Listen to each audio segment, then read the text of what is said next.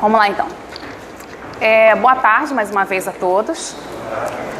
Para a mesa de hoje, eu quis pensar um recorte de algo que vinha me impactando há um certo tempo, que é pensar a pesquisa, ou melhor, um balanço dos estudos do Jesus histórico e a sua chegada aqui no Brasil. Já foi falado um pouco ontem, então eu acho que eu não preciso dar mais delongas, de que a pesquisa do Jesus histórico, ela tem uma datação muito precisa, que é com o movimento iluminista, e dentro de um ambiente de ceticismo, uma aposta filosófica na razão como o único caminho para se chegar à verdade, ou de interpretação dos documentos, ok? E isso, lógico, vai impactar diretamente a questão política e também religiosa. Não seria diferente. Então, Jesus é o primeiro momento que se faz a pergunta, melhor dizendo: Jesus existiu? Antes disso, não. O que não significa dizer que o tema de Jesus não vinha sendo gestado, pensado antes, mas sempre dentro de uma esfera religiosa, da fé, ok? Pelo ceticismo, ou seja, pela crítica, é o primeiro momento que se faz essa pergunta, essa virada. E dentro dessa virada, o que a gente rotula como a primeira busca do Jesus histórico, ela é chamada da fase também das biografias.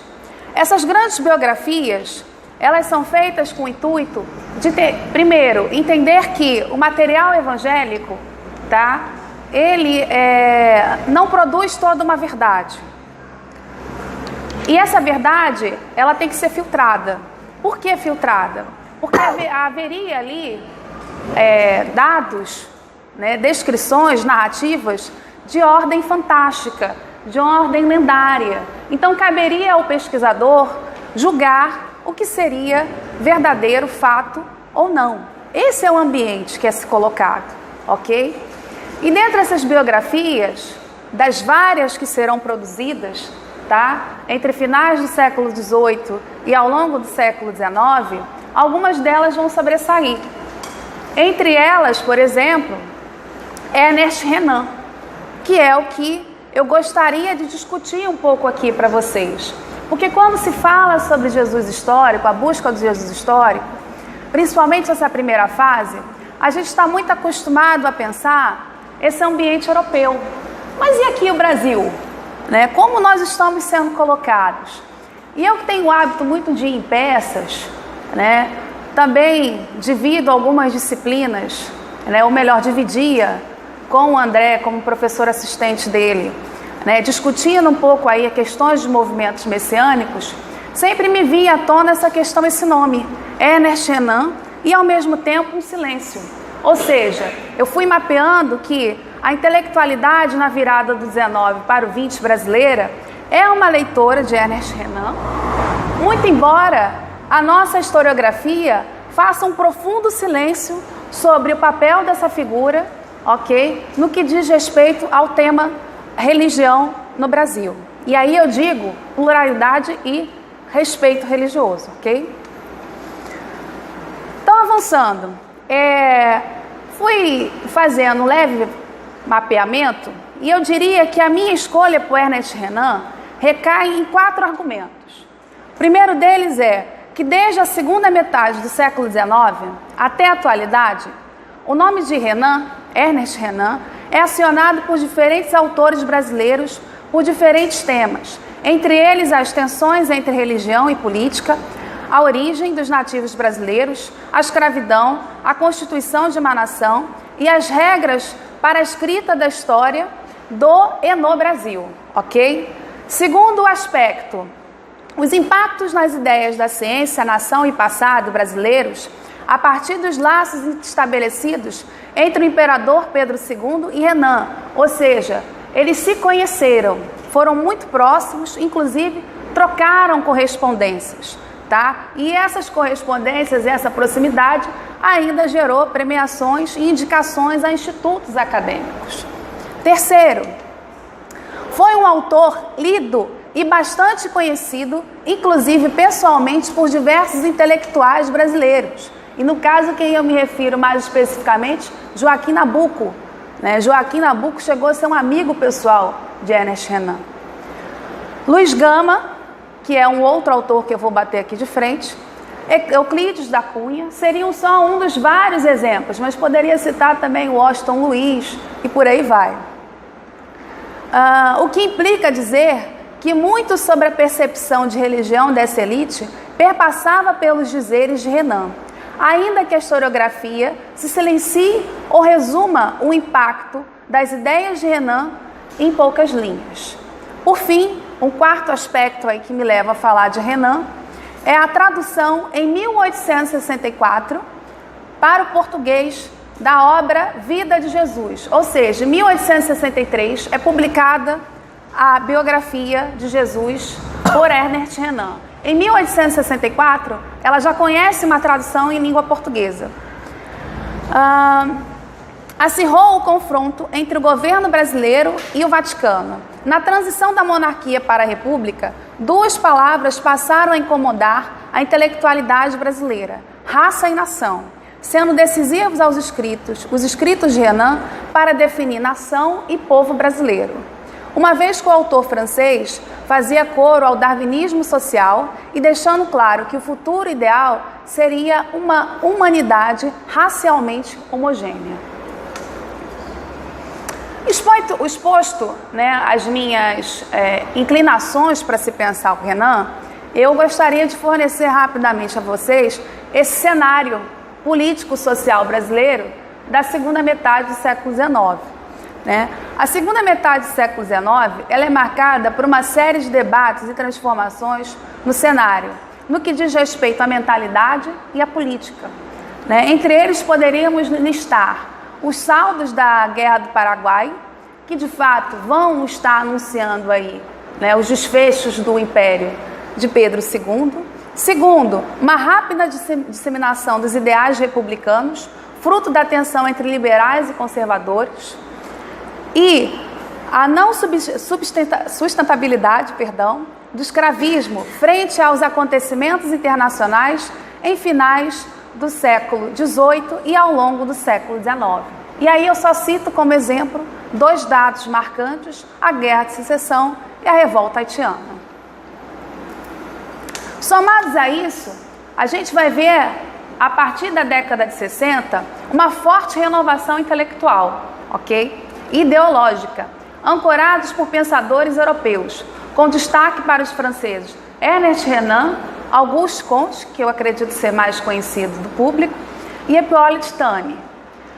A leitura desses autores inseriu a elite brasileira em discussões acerca do positivismo, o evolucionismo, a crítica religiosa, que é que nos interessa aqui, transformações do direito, da política, o realismo e o naturalismo. Mas para entender melhor o Ernest Renan nesse cenário brasileiro, é importante a gente mapear ou seguir os indícios da presença desse autor de fato aqui no país, E eu já disse, quando uma das coisas que me funcionavam, primeiro que há uma rápida tradução, quer dizer, 63 é publicado o livro, 64 já se conhece uma tradução em língua portuguesa, que desembarca aqui no Brasil. Não bastasse isso, o próprio Brasil irá fazer uma tradução própria, conhecerá uma tradução brasileira, que circulou também com a edição intitulada A Vida de Jesus por Ernest Renan, publicado em Santos, no mesmo ano da versão portuguesa, ou seja, 64 também. Mas é importante fazer uma ressalva com essa edição. Percebam que o título é A Vida de Jesus por Ernest Renan. Significa que essa tradução é uma tradução mais paupérrima, logo mais barata, de maior acesso ao público, E, acima de tudo, que dispensava todas as notas de rodapé que o Renan teria feito originalmente, Essa edição, inclusive, ela é encontrada em várias bibliotecas ainda hoje, ok? Paulistanas. Então, é um material, é um acervo aí que está disponível. Ainda em 1964, chegaram no Brasil as críticas ao texto. Então, chega-se o autor, mas também chegam as críticas. Foi editado na Bahia a tradução do livro Refutação ao Romance de Ernest Renan, ok? Desse Monsenhor aí, Frepel, que é um ferrenho crítico, ok? A esses estudos, a essa primeira fase aí do chamado Jesus histórico.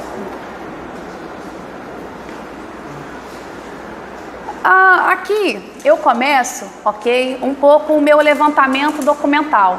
Porque o que acontece? Como eu frisei lá no início, há um verdadeiro silêncio do ponto de vista historiográfico sobre o tema. E um tema que eu considero de extrema relevância. Porque entender que a ideia de formação do Estado brasileiro já nasce associada com essa busca do Jesus histórico também. Ou é impactada por essa busca, primeira fase do Jesus histórico.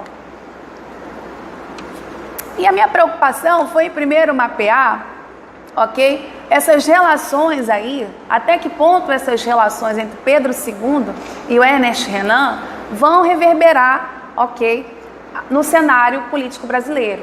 E um bom exemplo disso é a questão religiosa, ok? Que é uma fase aí que se prolonga na década de 70, que é uma violenta tensão, que pode ser muito rapidamente resumida, ok? Entre aqueles que defendiam a presença da igreja ativamente nas decisões do Estado e aqueles que automaticamente vão se opor.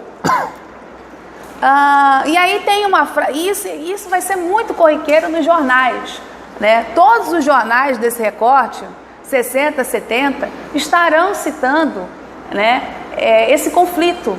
E esse conflito, pasmem, o nome de Renan sempre aparece como o da pior espécie. Ok? E esse é um exemplozinho que eu trouxe para vocês. A notícia diz o seguinte, 1877. O imperador do Brasil. Lê-se em uma folha belga o seguinte.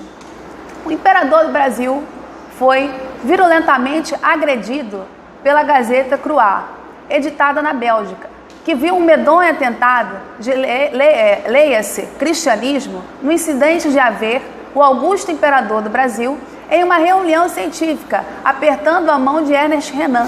O artigo da Croix foi transcrito em outra folha também da Bélgica, que comentou-se assim: não se valia o grão de aberração a que o fanatismo leva aos ultramontanos.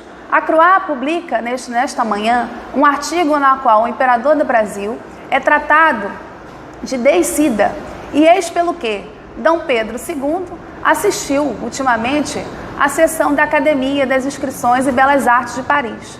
Sabe que ele é correspondente do Instituto. Ora, diz a Croix, temos conhecimento de que Sua Majestade apertou a mão Senhor Renan, este inimigo pessoal do nosso Senhor Jesus Cristo. Ou seja, são matérias desse jeito que vão proliferar nos jornais de época, né? No estilão fofoquinha mesmo, ok? Sempre um disse-me-disse, mas com o intuito de dizer o quê? Olha, tá vendo? Como é que pode? O imperador do Brasil está próximo daquele que é o inimigo declarado, um opositor de Jesus, né? Então não se preocupe em entender claramente quais são as intenções, qual o contexto, ok? Da pesquisa do Jesus histórico, essa primeira fase. O embate ele é o inimigo, e esse inimigo tem um nome, é o Renan. Então todo mundo que for próximo a ele, porrada nele também. Segundo, aí cabe, né, descer a essa intelectualidade. Não basta eu dizer que a intelectualidade lê, se eu só cito Pedro II, ok? Então, há uma outra camada aí, e isso eu fiquei muito impactada por uma frase, uma pequena frase dessa tese, né, dissertação, melhor falando, desse paulistano, que foi o único que ainda tenta, em algumas linhas, esboçar esse papel do Renan, que ele fala que é um Renan brasileiro, né? E ele diz: Renan estava nas bibliotecas de todos os escritores e políticos de fins do século XIX, né? E para por aí, ele não volta mais a refletir sobre esse tema religião, para aí. Mas isso me chamou a atenção e eu fui atrás. E eu percebi que só citando 2, porque eu não tenho tempo hábil, lógico, para falar de um por um. Mas Joaquim Nabuco, por exemplo, que foi um abolicionista e senador, negro também, que conheceu o francês quando esteve em Paris, manteve algum contato por correspondência, né? Em suas memórias, 2, primeira, Minha Formação, publicada em 1900, e a segunda, Pensée d'Archand de Savoie, 1906, da época de estudante de direito, ele acaba por nos abrir uma brecha temporal de como La Vie de Jésus fazia parte da realidade dessa elite brasileira, ok? Segundo, Luiz Gama foi um escravo abolicionista, jornalista e advogado, que se valeu das ideias de Renan para articular suas críticas à igreja e à escravidão. Mas eu faço de novo uma rápida pausa, porque a minha escolha desses 2 não é porque foi aleatória, são intencionais, ok? Ambos são negros, abolicionistas, só que perceba, um tem uma condição financeira muito boa, a ponto de viajar, é um senador.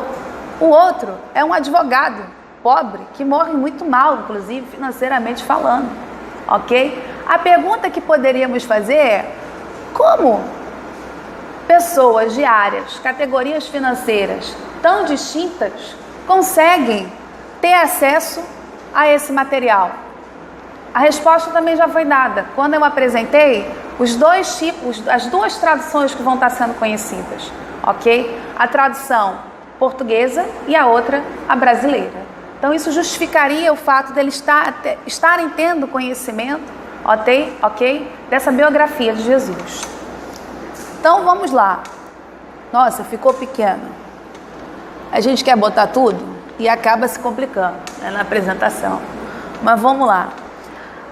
Das influências, então eu peguei 3 trechos, ok?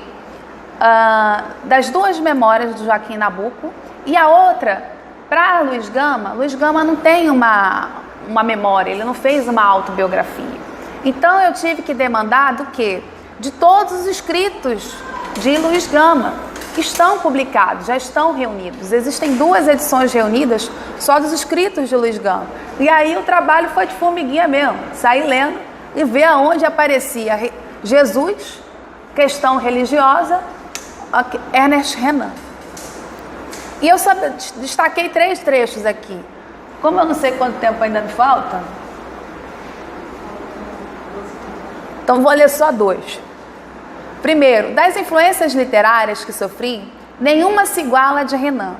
Eu não seria capaz, no entanto, de experimentar hoje a mesma leitura do passado. Eu retirei da minha pequena biblioteca um volume de seu trabalho. Reli as páginas que uma vez me tiraram do chão. Já não encontro meu sentimento de juventude. O que o formou tão importante escritor foi provavelmente essa viagem às margens do lago de Tiberíades, no poço da mulher samaritana, onde ele viu seu rosto ideal e acreditou ter reconhecido Cristo ali. O outro fragmento que eu não vou ler, que também é do Nabuco, ele vai estar falando que o primeiro contato vai ser no momento em que ele entra na faculdade de Direito. E ele diz que, olha, todos os meus colegas também estavam lendo. Bem, quem faz faculdade de Direito não é pobre. O próprio Luiz Gama vai dizer, nesse contexto, ele assistia às aulas a contragosto lá do reitor, só que ele ficou amigo do bibliotecário, que era professor também. Então, se deixava ele assistir às aulas. Então, se você não tivesse condições financeiras, você não lia. E a faculdade de Direito, nesse contexto, é elite brasileira, ok?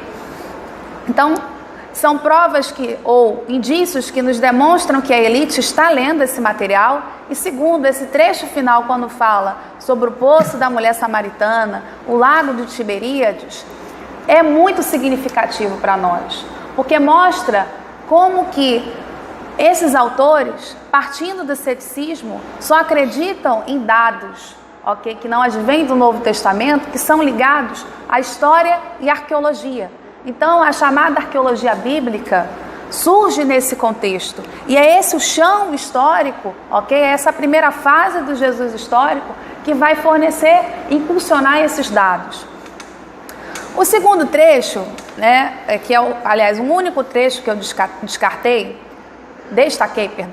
do Luiz Gama, é uma carta que ele escreve ao filho, né, o único filho que ele tem já no momento, nos últimos dias de vida. E tem um trecho aqui que eu acho muito interessante. Deixa eu ver se eu... Assim.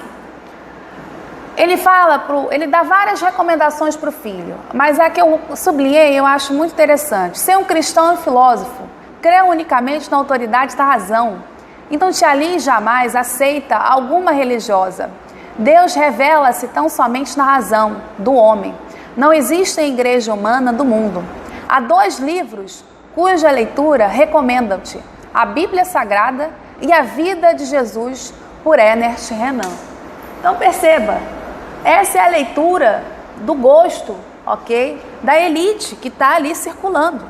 E não é que você vai deixar de ser cristão, mas o cristianismo ao molde dessa intelectualidade é um cristianismo que se dá via demonstração, tem que ser palpável, concreto. A experiência, ela é completamente jogada para debaixo do pano. Não adianta mais um Jesus que cura, um Jesus místico. Esse vai ser, para essa intelectualidade, isso é para deixá-lo de lado. Não quero mais saber. Quanto tempo aí? Ô, meu pai, vamos ver aqui. Que aí começa a bater o desespero.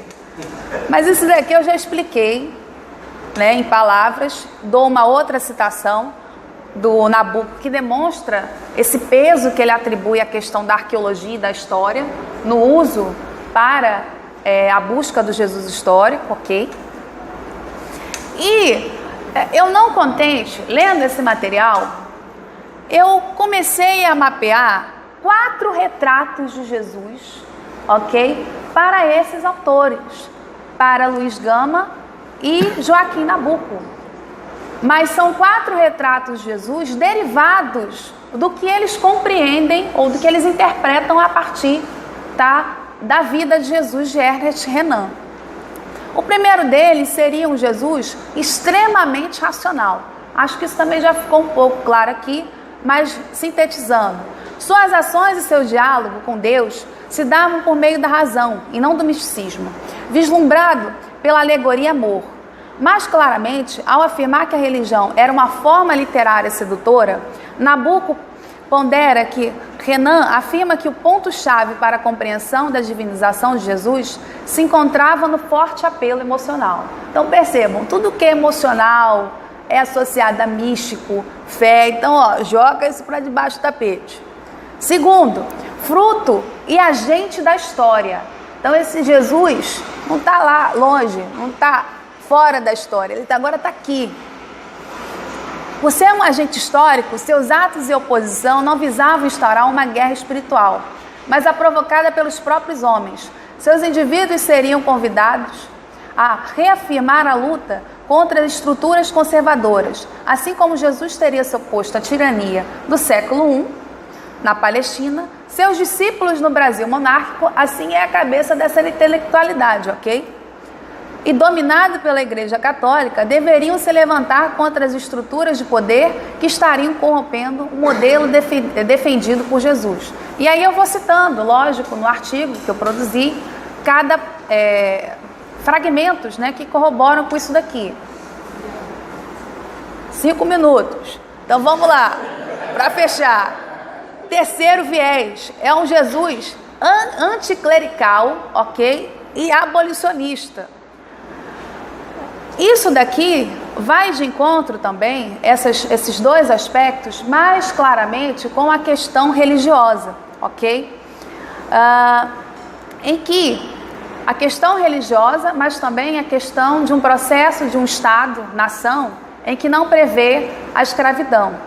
Então eles vão se apropriar, tem uma fala do Joaquim Nabucco, não, do Luiz Gama, que é belíssima, a tal ponto que ele aproxima o sacrifício de Jesus, a crucificação de Jesus, melhor falando, com as dores da chibata, ok, negra. Então a associação que ele faz é muito interessante, como uma justificativa de se opor à escravidão. Por fim, né, O último modelo, deixa eu avançar aqui um pouco porque já está acabando, é o evolucionista ou darwinista social. Seria o quarto e último retrato de Jesus que eu estou chamando. Esse tópico é essencial, de especial curiosidade para nós, no que tange a figura de Luiz Gama, que será o único leitor de Renan a não empregar e afirmar a leitura racialista do francês, tá? Exposto isso, cabe-nos mapear este Jesus racialista ou darwinista social. As primeiras evidências se encontravam no que tange a afirmação de Jesus estar preocupado com as questões de raça, dado que a lenda ou Jesus divino teria obscurecido. E aí um pequeno trecho do Joaquim Nabuco. Eu tinha apenas uma sensação real, viva, da humanidade de Jesus, de sua essência comum com sua raça, seu tempo e destino do judaísmo. Um outro tópico que vai aparecer também, essa ideia de um Jesus darwinista social, é quando ambos os autores, nesse caso, vão falar sobre a questão do fanatismo religioso. Tá? Eles vão estar associando a ideia do fanatismo religioso como algo de um grau evolutivo menor. Só que aí vai ter uma pequena diferença. Para o Luiz Gama, esse grau menor é a ausência de educação. Enquanto que para o Joaquim Nabuco, não tem jeito, ok? É uma escala evolutiva mesmo, ligada à raça mesmo, à cor, ok? E que isso gradativamente estará sendo superado. Então essas questões são muito claras. Então esses seriam, em linhas gerais, já para concluir, os 4 retratos, ok? Que eu vislumbrei, que eu vi, lendo Joaquim Nabuco, as memórias de Joaquim Nabuco e os manuscritos, né? Cartas, textos publicados em jornais, por aí vai, de Luiz Gama. E eu acho importante se atentar a essa fase da primeira busca do Jesus histórico, porque será essa intelectualidade que estará lendo, né, estará impactada por essa primeira fase da pesquisa, essa primeira onda da pesquisa, que estará conduzindo, ok, os fortes debates com relação ao pluralismo ou não religioso no cenário do Estado brasileiro. Estará construindo também, definindo os moldes do que será uma ideia de Estado-nação e, mais do que isso, será essa elite responsável pelo processo de transição entre monarquia e república brasileira.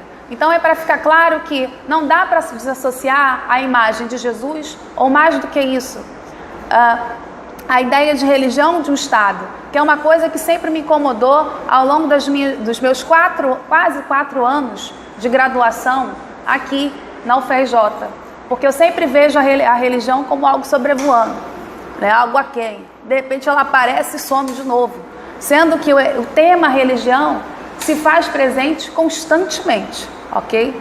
Então, muito obrigada.